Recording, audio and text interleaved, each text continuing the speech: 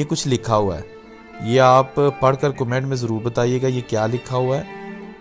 अगर आप जल्दी में नहीं पढ़ सकते तो वीडियो को इस जगह पर रोक कर पास करके आप पढ़ सकते हैं कि ये लिखा क्या है और कौन सी लैंग्वेज है। अलमारियाँ, दरवाजे, रोशनदान, वो बहुत हसरत भरी निगाह ਨਾਲ ਸਾਡੇ ਵੱਲ देख रहे ने, शायद पूछना चाह रहे ने कि सानू बनाने वाले कित्थे गए।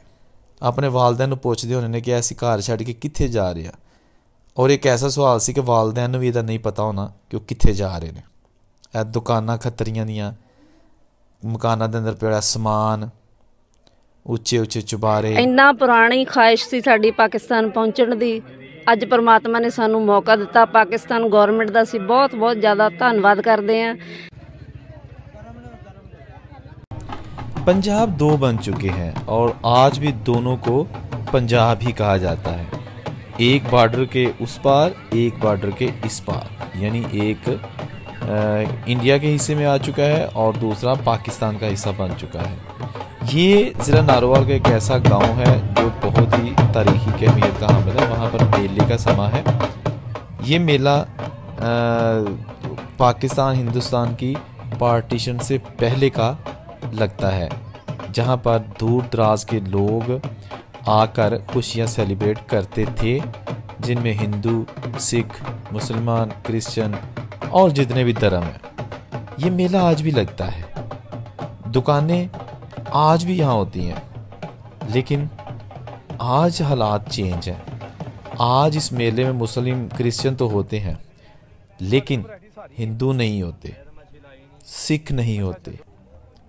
वो 1947 के पार्टीशन से कबल यहाँ से चले गए। ये सनखतरा जो कस्बा है, यहाँ पर हिंदू, खत्री, ब्राह्मण और सिख ये बहुत अमीर तरीन लोग थे। इनके बहुत बड़े ना सिर्फ कारोबार थे बल्कि ज़मीनें थी। और उन्होंने अक्सर अपने इंटरव्यूज़ में इस पड़ेवी का मेला जो है ना, इसका ज़िक्र किया है। ये पड़ेवी का मेला यहाँ पर लगता है। 1987 में यहाँ जब राजेंद्र कुमार आए तो वो इस दरबार पर भी पहुँचे जहाँ ये मेला आज लगा हुआ है। इस वीडियो में मैं आपको वो घर भी बताऊंगा, दिखाऊंगा जो अब उजड़ चुके हैं। शायद वो कभी बहुत बड़े महालमा घर थे, लेकिन स्टार्ट मैं इस मेले से कर रहा हूँ। जब मैं यहाँ आया तो कुदरती तौर पर यहाँ पर मेला लगा हुआ था। मुझे बुज़ुर्गों की वो यादें आने लगी जब वो कहते थे कि हम पड़ेवी का मेला सनखतरा वहाँ जाया करते थे। जो बच्चे थे वो अपने बुज़ुर्गों के साथ, और जो बड़े थे वो ख़ुद जो है ना यहाँ आकर एंजॉय किया करते थे। ये सारे जो आज यहाँ पर सैर व तफरी और एक हंसी खुशी का मंज़र है, ये हर साल होता है। फ़र्क सिर्फ इतना है कि यहाँ पर अब वो माहौल नहीं जो 1947 की पार्टीशन से पहले हुआ करता था। फिर 1947 की पार्टीशन हो गई और पाकिस्तान से जो गैर मुस्लिम थे वो अपना सब कुछ छोड़कर इंडिया चले गए, और इंडिया में जो मुसलमान थे वो अपना सब कुछ छोड़कर पाकिस्तान आ गए। यही जो मैदान थे, मेले जहाँ लगते थे, वहाँ पर बुज़ुर्गों के कैंप लगना शुरू हो गए। ये वो गलियाँ बाज़ार जहाँ पर मुकम्मल तौर पर हिंदू सिखों के घर थे। ये भी एक ऐसा ही घर है जो रेनोवेट हो चुका है। इसके साथ साथ ये गली है जिसके दोनों तरफ पुराने घर थे, लेकिन ये सफ़ेद रंग का घर आज भी अपनी असली शक्ल सूरत में मौजूद है, जिसके ऊपर ये कुछ लिखा हुआ है। ये आप पढ़कर कमेंट में ज़रूर बताइएगा ये क्या लिखा हुआ है। अगर आप जल्दी में नहीं पढ़ सकते तो वीडियो को इस जगह पर रोक कर पास करके आप पढ़ सकते हैं कि ये लिखा क्या है और कौन सी लैंग्वेज है। ये मुझे आपके कमेंट में से देखने का इंतज़ार रहेगा। बहुत बड़ी हवेली, कहा जाता है कि इसमें जो हिंदू ख़ानदान आबाद थे वो बहुत अमीर थे, और उनकी जो ये हवेलियां हैं, ये जो घर हैं, ये देखकर अंदाज़ा बखूबी लगाया जा सकता है कि वाकई वो बहुत दौलतमंद लोग थे, और फिर वो सारा कुछ छोड़कर इंडिया चले गए। ये घर, ये रोशनदान, ये लकड़ी के बने खूबसूरत और दीदा ज़ेब दरवाज़े कई साल गुजरने के बाद आज भी इस काबिल हैं कि ये घर की जीनत बरकरार रखते हैं। आप बखूबी इस वीडियो को देखकर अंदाज़ा लगा सकते हैं कहाँ गए वो लोग, कित्थे गए लोग, यादां ही रह गई। यह जनाब घर जिहड़े ने ये तुसी देख के अंदाज़ा ला लो कि 1947 तो पहले एक कस्बा सनखतरा किन्ना अमीर तरीन लोगों का सी। ਇਹਦੇ ਵਿੱਚ ਦਰਜਨਾਂ ਦੇ ਨਾਲ ਮੁਕੰਮਲ ਪੱਕੇ ਔਰ ਚੁਬਾਰੇ ਬਣੇ ਸਨ। ਪੱਕੇ ਘਰ, ਛੋਟੀ ਇੱਟ, ਇਹ ਤੁਸੀਂ ਦੇਖੋ ਇਹ ਛੋਟੀ ਇੱਟ ਦਾ ਘਰ ਜਿਹੜਾ ਇਸ ਵੇਲੇ ਤਬਾਹ ਹੋ ਚੁੱਕਿਆ। ਠੀਕ ਹੈ ਨਾ ਜੀ। ਅੱਛਾ, ਇਹ ਇੱਕ ਪੂਰਾ ਇੱਥੇ ਮਹੱਲ ਹੁੰਦਾ ਸੀ ਜਿਹੜਾ ਕਿ ਸਿਰਫ ਇੱਕ ਮੈਦਾਨ ਬਣ ਕੇ ਰਹਿ ਗਿਆ। ਇਹਦੀ ਕੁਝ ਬਾਕੀਆਤ, ਇਹਦੇ ਅੰਦਰ ਛੋਟੀ ਇੱਟ ਨਾਲ ਬਣੇ ਅਲਮਾਰੀਆਂ, ਦਰਵਾਜ਼ੇ, ਰੋਸ਼ਨਦਾਨ, ਉਹ बहुत हसरत भरी निगाहां नाल साडे वल देख रहे ने। शायद पुछना चाह रहे ने कि सानू बनाने वाले कित्थे गए, साडियां इट्टां जिन्हां लाइयां सन मिस्त्रियां वो कित्थे गए, इत्थे छत्तां सन जेहड़ियां, इत्थे जेहड़े बड़े बड़े चबारे वो कित्थे गए। बहुत ही जल्द शायद इत्थे एक नवी बिल्डिंग बन जाए और जिहड़ी पुरानी बजुर्गां दियां यादां ने हमेशा वास्ते ख़त्म हो जान, दफन हो जान। लेकिन यह दरो दीवार, उच्चियां उच्चियां दीवारां, ये साढ़े नाल गल्लां करना चाह रही ने। ये बिल्कुल इस चीज़ का गवाह ने कि इस घर दे विच किन्ने लोग रहिंदे सन, किहड़े धर्म दे रहिंदे सन, उहदे विच उन्हां दी डेली दी रूटीन की सी। लेकिन हुण काश इन्हां नूं ज़ुबान लगी होए ये दीवारां नूं ते सानूं दस सकन, असीं इन्हां कोल बह के पुछीए कि तुसी की अपनी अखां नाल देखिआ।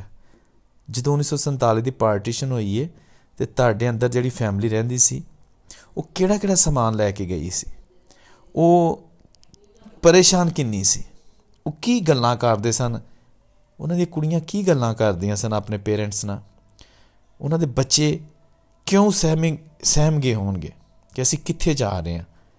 अपने वालदैन नूं पुछदे होणे ने कि असीं घर छड्ड के कित्थे जा रहे हैं। और एक ऐसा सवाल सी कि वालदैन नूं भी इहदा नहीं पता होना कि वो कित्थे जा रहे हैं। ਇਹ दुकानां खत्तरियां दियां, मकानां दे अंदर पिया समान, उच्चे उच्चे चुबारे, अंदर मंजियां पईयां, बैड पे, और ए खंडरात, ताले वजे अरसा दराज तो दुकानां नूं, दीवे रखन वास्ते जिहड़े आले बने ने ते पुरानियां इट्टां।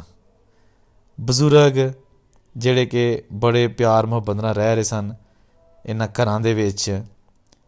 ए मंदर, इबादत गावां, चुबारे खोले बन चुके ने, बिल्कुल रहाइश के काबिल नहीं। फिर होना की सी, काफले शुरू हो गए, लਹਿੰਦੇ पंजाब तो चढ़ते ते चढ़ते पंजाब चों लਹਿੰਦੇ। माइयां, बाबे, बजुर्ग, बच्चे फोनां ते हुण एक दूजे नाल शायद गल कर सकन। ये हवेलियां हुण वो आके इन्हां च रह नहीं सकदे ते बाबे कल्ले रह गए।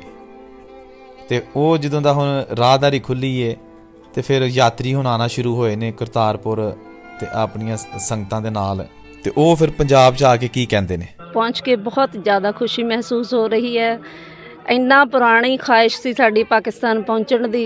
ਅੱਜ ਪਰਮਾਤਮਾ ਨੇ ਸਾਨੂੰ ਮੌਕਾ ਦਿੱਤਾ। ਪਾਕਿਸਤਾਨ ਗੌਰਮੈਂਟ ਦਾ ਅਸੀਂ ਬਹੁਤ ਬਹੁਤ ਜ਼ਿਆਦਾ ਧੰਨਵਾਦ ਕਰਦੇ ਹਾਂ ਜਿਨ੍ਹਾਂ ਨੇ ਸਾਨੂੰ ਇਸ ਪਵਿੱਤਰ ਸਥਾਨ 'ਤੇ ਦਰਸ਼ਨ ਦੇਣ ਦੀ ਪ੍ਰਵਾਨਗੀ ਦਿੱਤੀ ਹੈ। ਅਤੇ ਅਸੀਂ ਬਾਕੀ ਸੰਗਤਾਂ ਨੂੰ ਵੀ ਇਹੀ ਅਪੀਲ ਕਰਦੇ ਹਾਂ ਵੀ ਉਹ ਪਾਕਿਸਤਾਨ ਆਉਣ, ਕਰਤਾਰਪੁਰ ਸਾਹਿਬ ਆਉਣ, ਇੱਥੇ ਦਰਸ਼ਨ ਕਰਕੇ ਜਾਣ ਅਤੇ ਅਸੀਂ ਸਾਰੇ ਦੁਬਾਰਾ ਵੀ ਇੱਥੇ ਆ ਸਕੀਏ।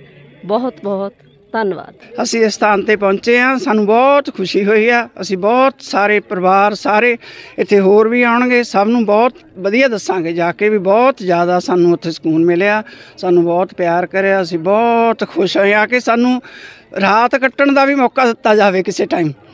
ਵਾਹਿਗੁਰੂ ਜੀ ਕਾ ਖਾਲਸਾ, ਵਾਹਿਗੁਰੂ ਜੀ ਕੀ ਫਤਿਹ। ਵਾਹਿਗੁਰੂ ਜੀ ਕਾ ਖਾਲਸਾ ਵਾਹਿਗੁਰੂ ਜੀ ਕੀ ਫਤਿਹ।